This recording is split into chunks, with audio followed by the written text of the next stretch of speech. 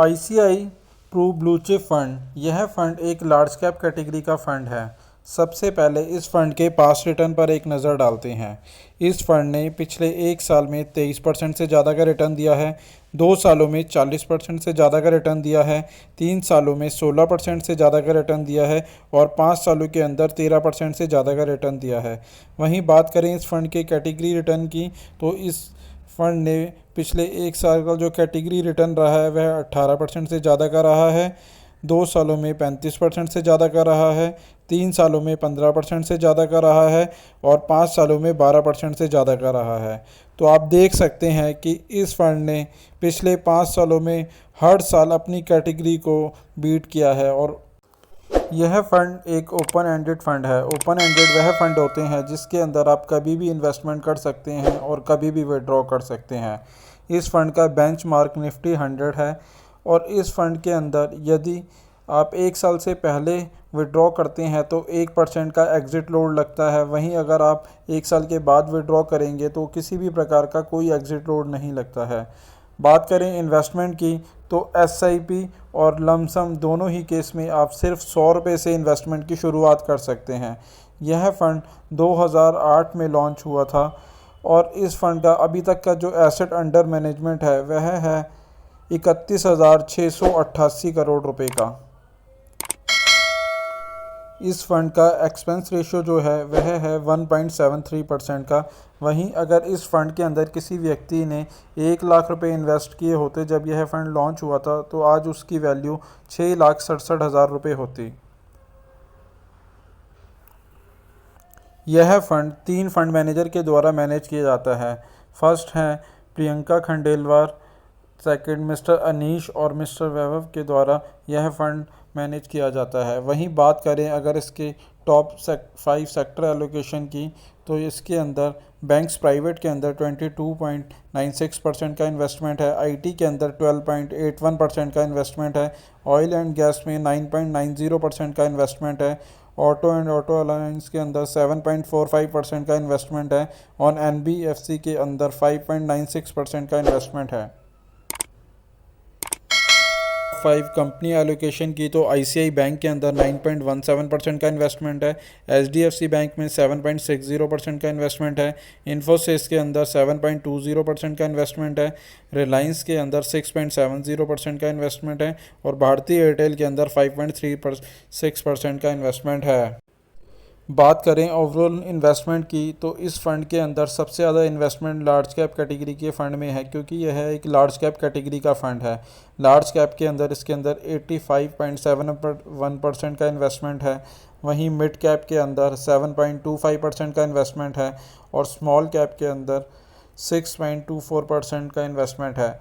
तो आप देख सकते हैं कि यह लार्ज कैप कैटेगरी का एक अच्छा फ़ंड है। यदि आप इस फ़ंड में इन्वेस्टमेंट की सोच रहे हैं तो इन्वेस्टमेंट से पहले एक बार अपने फाइनेंशियल एडवाइज़र से सलाह ज़रूर ले लें।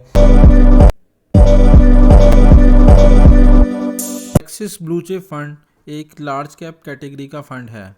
सबसे पहले इसके पास्ट रिटर्न पर नज़र डालते हैं। पिछले एक साल में 11% से ज़्यादा का रिटर्न दिया है, वहीं 2 सालों में 15% से ज़्यादा का रिटर्न दिया है, 3 सालों के अंदर 18% से ज़्यादा का रिटर्न दिया है और 5 सालों में 17% से ज़्यादा का रिटर्न दिया है।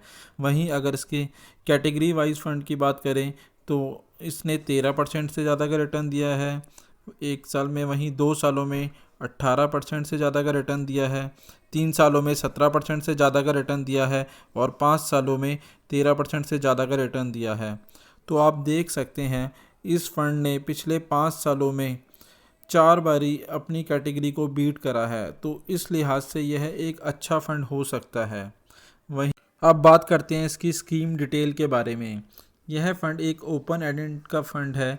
ओपन एंडेड वो फंड होते हैं जिसमें आप कभी भी इन्वेस्टमेंट कर सकते हैं और कभी भी आप विड्रॉ कर सकते हैं। इस फंड का बेंचमार्क S&P BSE 100 है।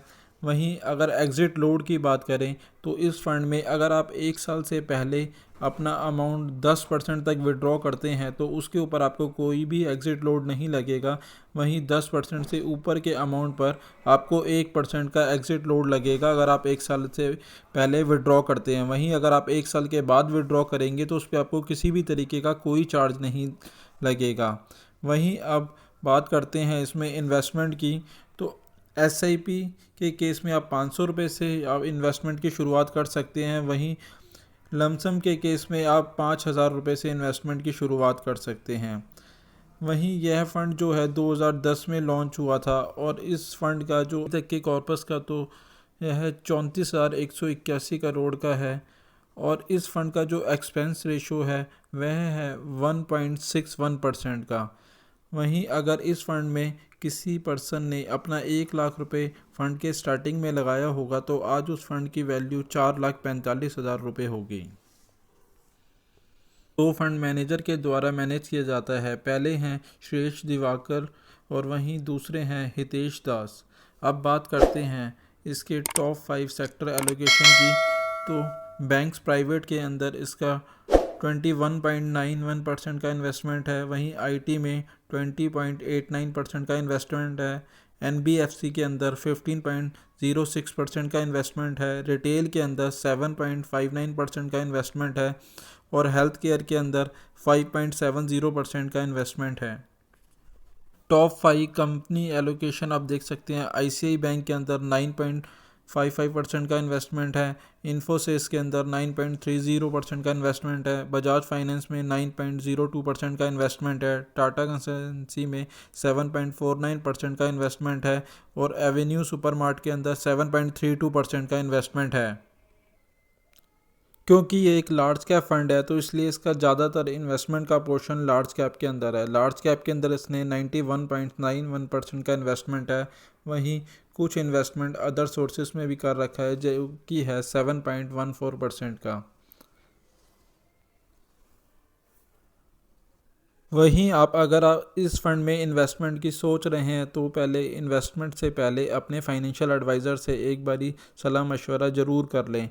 साथ ही साथ अगर आपका लॉन्ग टर्म का नज़रिया है, कम से कम 5 से 7 साल तक का नज़रिया है, तो ही इस फंड में इन्वेस्टमेंट करें।